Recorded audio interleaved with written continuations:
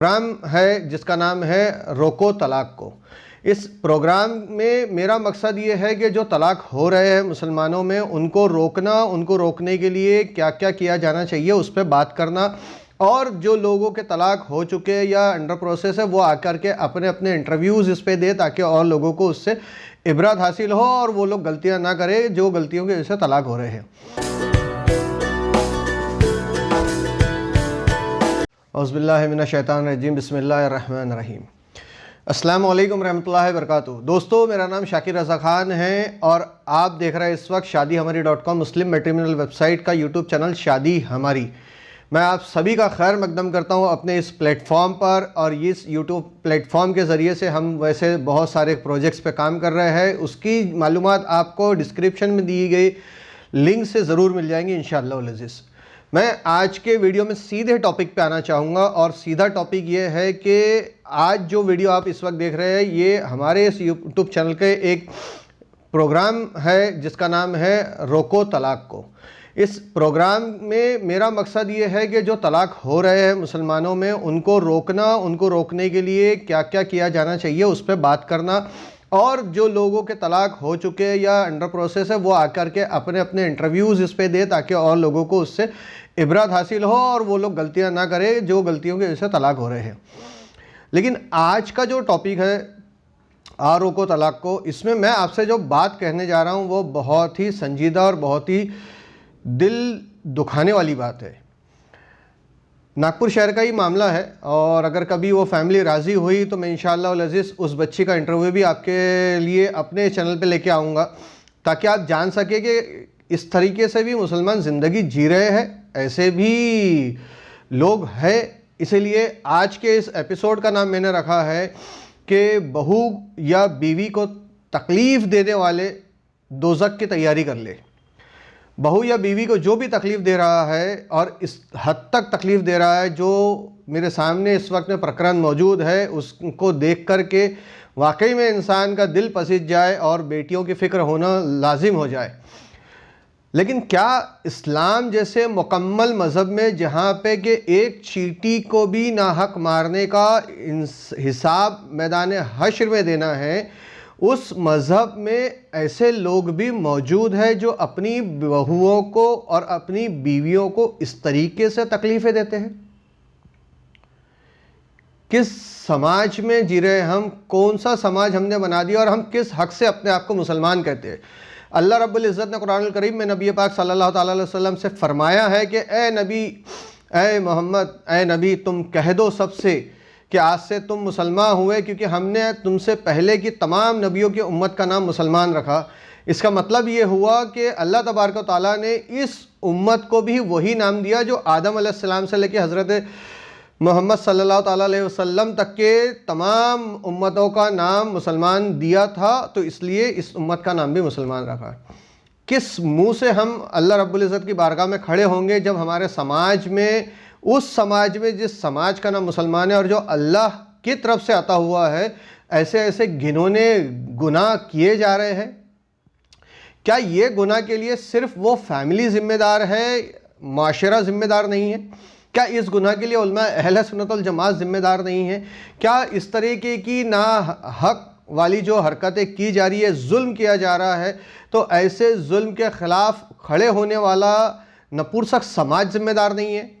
क्या ऐसे जुल्म करने वालों को रोकने की ज़िम्मेदारियां हम सब पे आयद नहीं होती? क्या ऐसे जुल्म करने वाले रिश्तेदारों पर अल्लाह तबारक व तआला का कहर नाजिल नहीं होगा? क्या ऐसे जुल्म करने वाले लोगों पर उनके अहबाब का खामोश रहने पर अल्लाह तबारक व तआला उन्हें दोज़ख में नहीं डालेगा?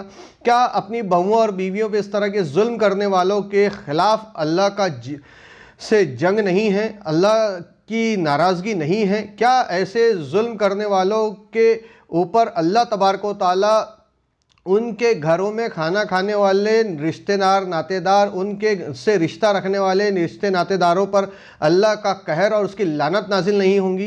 ये सारे सवाल है। उलमा अहले सुन्नत वल जमात की तरफ ये मेरे सवाल दागे जा रहे हैं, और मैं चाहूँगा कि उलमा अहले सुन्नत वल जमात हर जुमे को इस्लाम का वो रूह पैदा करे, इस्लाम की वो तस्वीर पेश करे जिस तस्वीर से हम बहुत दूर चले गए हैं।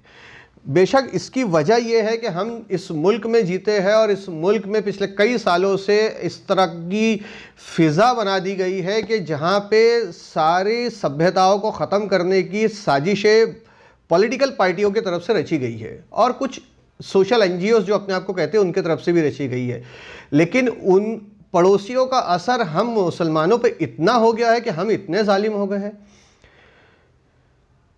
मजबूरी है, क्योंकि मेरे पास इजाज़त नहीं है, नहीं तो मैं उस बच्ची की तस्वीर आपको के सामने स्क्रीन पे डिस्प्ले कर देता। मैंने जब उस बच्ची का 2 साल पहले रिश्ता करवाया मेरे यहाँ से, तो अल्हम्दुलिल्लाह इतनी बेहतरीन सेहतमंद बच्ची थी, इतनी खूबसूरत, इतनी सेहतमंद अल्लाह तबारक व तआला ने, और इतनी शाय तबीयत की बच्ची थी वो। और अब जब मैंने उस बच्ची की तस्वीर देखा हूँ तो यकीन जानिए कि मेरा मतलब जहन बिल्कुल हिल गया है। यानी इस हद तक के लोग अपनी बहुओं के साथ जुल्म कर रहे हैं, और वो मुसलमान है और हम इस माशरे में हैं जो जिस माशरे में हमने ऐसे लोगों को जगह दी हुई है। इस हद तक के मैं वो सारी बातें इस वक्त बयान नहीं करना चाह रहा हूँ उस बच्ची के साथ जो घट रहा है इंशाअल्लाह अज़ीज़, लेकिन ज़रूर मैं उस बच्ची का इंटरव्यू अपने इस वीडियो प्लेटफॉर्म पर, अपने इस यूट्यूब प्लेटफॉर्म पर, अपने इस वेबसाइट पे ज़रूर से शाया करूँगा ताकि आप सब देखें, और अगर हो सका तो उन लोगों की शनाख्त भी ज़ाहिर करूँगा जिन लोगों के घर में ये चीज़ हो रही है, क्योंकि उम्मत मोहम्मदिया सल्लल्लाहु अलैहि वसल्लम तक ऐसे ज़ालिमों के चेहरे भी उजागर होना ज़रूरी है।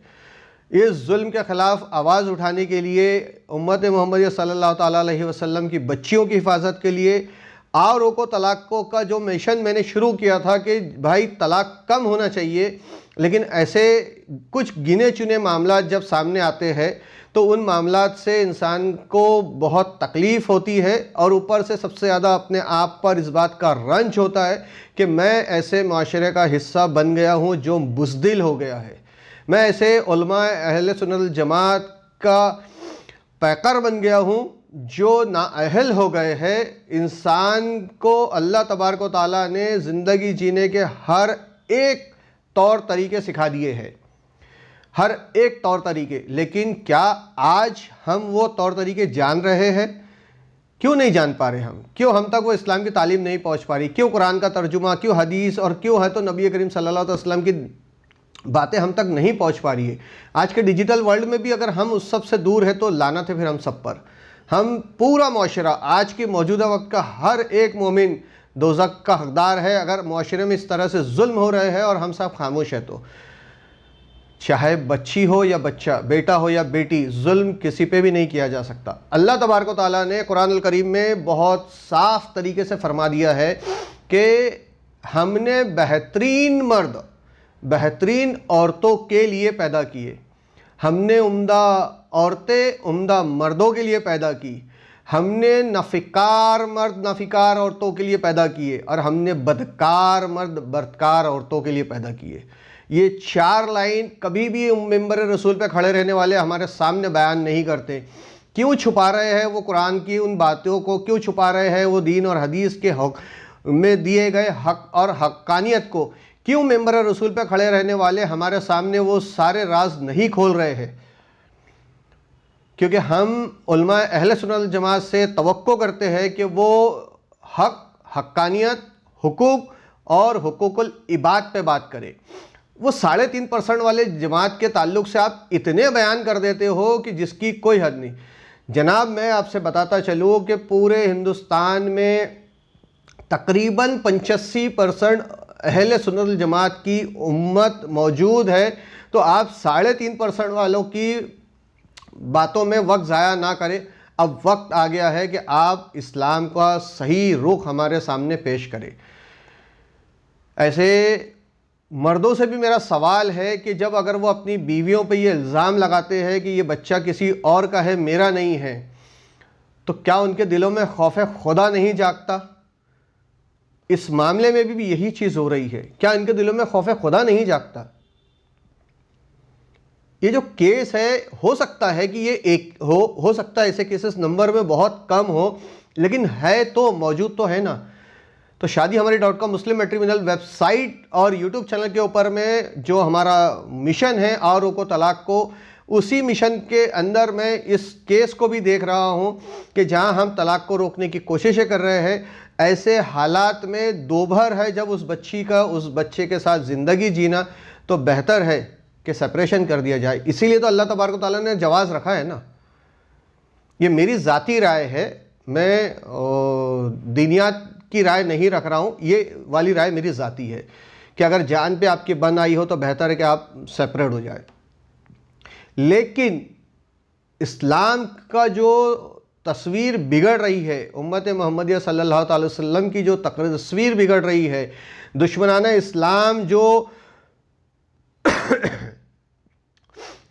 इस्लाम जो बात कह रहा है, तो वो बात हमारे अंदर होने वाली प्रैक्टिसेस के ही तो सबब कह रहा है ना। फिर हम कैसे नकार सकते उसको? और जब नकारना है तो सबसे पहले सुधारना है, और सुधारने के लिए मेंबर रसूल पे खड़े रहने वालों की जिम्मेदारियां हैं। मौजूदा वक्त में जो इस्लाम की शक्ल को बिगाड़ा गया है या बिगाड़ा जा रहा है या गलत तरीके की पेश की जा रही है, उसको सबसे पहले दुरुस्त किया जाए। और दुरुस्त करने का सिर्फ़ और सिर्फ एक ही रास्ता है, उलमाए अहले सुन्नत वल जमात अपनी ज़ुबान खोले, हर एक रिश्ते को अल्लाह तबारक व तआला ने जीने का जो तौर तरीका बताया है, यानी शौहर के ऊपर में जो बीवियों के हुकूक है उसको कैसे अदा किया जाए, और बीवियों के ऊपर क्या फ़राइज़ है अपने शौहरों के लिए उसको कैसे अदा किया जाए, बहुओं के ऊपर में ससुराल के अंदर क्या हुक्म अल्लाह तबारक व तआला देता है, और उन जालिम सास ससुरों के ऊपर में क्या लानत अल्लाह की और क्या अजाब आने वाला है और कैसा गज़ब का अजाब अल्लाह उनको देने वाला है, उन पर भी बात होनी चाहिए। खामोश रहने से काम नहीं होगा साहब, बात करनी होगी, बोलना होगा, और बगैर बोले काम नहीं होगा। तो आज के वीडियो में मैं जो बात आपसे कहना चाह रहा हूं तो वो ये है, पूरे वीडियो का सारांश आपसे बताने की आखिरी में बात कर रहा हूं। पूरे वीडियो का सारांश मेरे ये है कि आपके पड़ोस में किसी बच्ची के ऊपर जुल्म अगर हो रहा है, आपके रिश्तेदारों में कोई अगर आप अपनी बहू पे जुल्म कर रहा है, कोई उसे खाने से रोक रहा है, कोई उसे बीमारी में दवा से रोक रहा है, कोई उसकी इज्जत को तार तार कर रहा है, कोई उस पर जिस्मानी तशद्दुद कर रहा है, ज़हनी तशद्दुद कर रहा है, तो हर एक रिश्तेदार मैदान हश्र में ज़िम्मेदार है खामोश रहने के सबब में।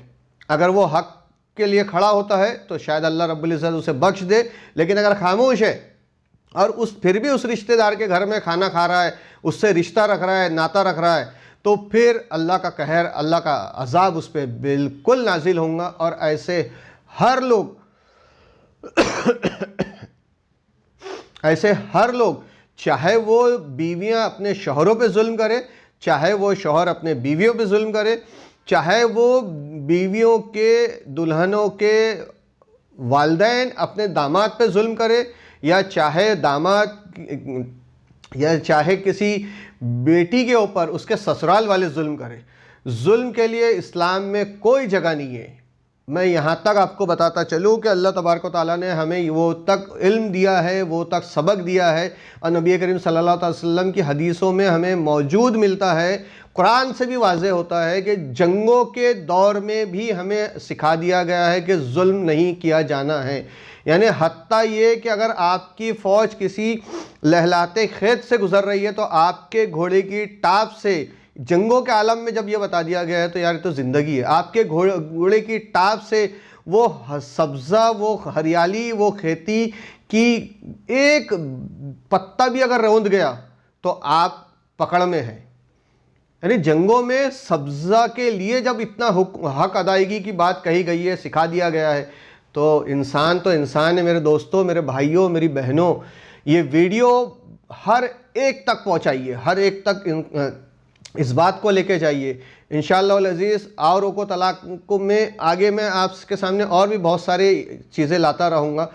आज मैं वो दर्द लेके आया जो मैंने उस बच्ची के फ़ोटोग्राफ को देखा और उस घर के जो हालात मैंने सुने, तो अल्लाह रहम फरमाए उस बच्ची पर, उसको ताकत, तंदुरुस्ती, सेहत याबी दे। आप भी दुआ कीजिए और उन जालिमों को अल्लाह हलाक कर दे और उस पर अल्लाह का कहर नाजिल हो, ये दुआएं आप भी कीजिए, क्योंकि जो जालिम है उस पर तो उसके हलाकी की दुआ आपने करनी ही चाहिए, और जो मज़लूम है उसकी हिफाजत की भी दुआ आपने करनी चाहिए। अगर आप कुछ नहीं कर सकते तो कम से कम दिल में ख्याल करके दुआ कर सकते हैं। ये भी एक तरह से जिहाद है, एक तरह से जिहाद का की शक्ल है कि किसी मजलूम के लिए दुआ करना और जालिम के गारत होने की दुआ करना भी जो है तो वो जिहाद है।